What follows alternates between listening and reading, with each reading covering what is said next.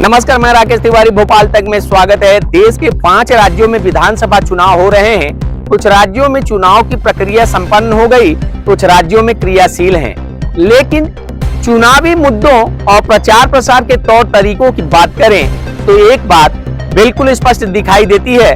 मध्य प्रदेश में न केवल नीतियां बल्कि भाजपा और कांग्रेस के कई वादे भी मिलते जुलते दिखाई दिए और भाजपा कांग्रेस अपनी भूमिकाएं बदलती हुई दिखाई दे रही हैं। क्या नई भाजपा कुछ हद तक पुरानी कांग्रेस जैसी ही है और क्या नई कांग्रेस पुरानी भाजपा का ही अंश है? जब भाजपा और कांग्रेस केंद्र में तेजी से ध्रुवीकृत होती विचारधारागत युद्ध छेड़ने का दावा करती हैं तो यह सवाल उठाना लाजमी हो जाता है।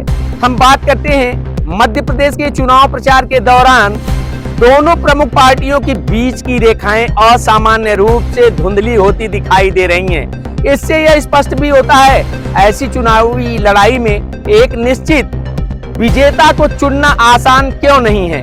राज्य भर में फैले बड़े बड़े होर्डिंग्स के दृश्य प्रभाव को लें। भाजपा की प्रचार प्रसार सामग्री में प्रधानमंत्री नरेंद्र मोदी आमतौर पर अन्य सभी से ऊपर थे, लेकिन 4 बार के मध्य प्रदेश की बागडोर संभालने वाले मुख्यमंत्री शिवराज सिंह चौहान लगभग 1 दर्जन राज्य भाजपा नेताओं के साथ जगह साझा करते दिखाई दिए, जबकि 2 दशकों से मध्य प्रदेश में भाजपा का चेहरा रहे।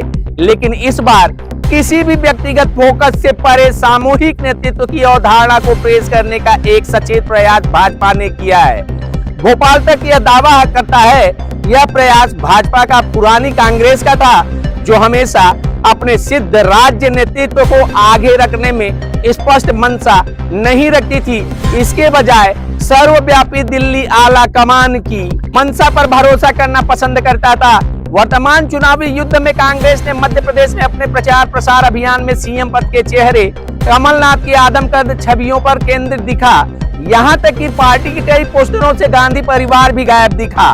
यदि मुद्दे की बात करें या भाजपा की चूक कहें, परिणाम स्वरूप कांग्रेस एक बार फिर भाजपा की तुलना में जमीन पर अधिक एकजुट दिखाई दी, या फिर भगवा पार्टी नेतृत्व प्रशासन और संगठन के बीच बढ़ते विभाजन पर गहरी चिंताओं के बीच चुनाव में उतरी थी। वह भी एक ऐसे राज्य में जहां आरएसएस ने हमेशा अपने मजबूत जमीनी नेटवर्क पर गर्व किया। कई पुराने कार्यकर्ता केंद्रीय नेतृत्व द्वारा नजरअंदाज किए जाने की शिकायत करते पाए गए। कमलनाथ सरकार को गिराने वाले और कांग्रेस छोड़ने वाले लगभग सभी लोगों को टिकटों से पुरस्कृत किया गया।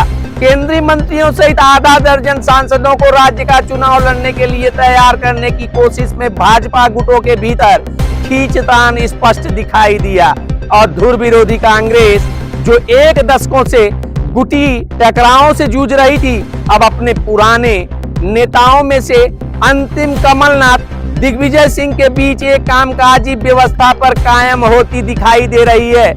निष्कर्ष की बेला में हम अपने दर्शकों को यह बताना चाहते हैं कि प्रदेश का चुनाव निश्चित रूप से कई जीवंत झांकियों को अपने आप में समेटे हुए है। चुनावी वचन पत्रों और संकल्प पत्रों के माध्यम से प्रमुख पार्टियों के कर्णधारों को अपने बखूबी देखा, समझा। कुछ मुद्दे ऐतिहासिक पन्नों पर दर्ज होंगी, कुछ ने लाडली बहना योजना का युद्धस्तर प्रचार किया तो कुछ ने इस राशि को बढ़ाकर देने की बात कही, अर्थात नगद वितरण को दोनों पार्टियां सत्ता में आने का ख्वाब सजा बैठी हैं। प्रधानमंत्री भले रेवड़ी संस्कृति के खिलाफ हो, मध्य प्रदेश में उनकी पार्टी कांग्रेस के साथ सभी के लिए मुफ्तखोरी के होड़ में लगी दिखाई दी। देखते रहिए भोपाल तक। मैं राकेश तिवारी। जय हिंद, जय भारत।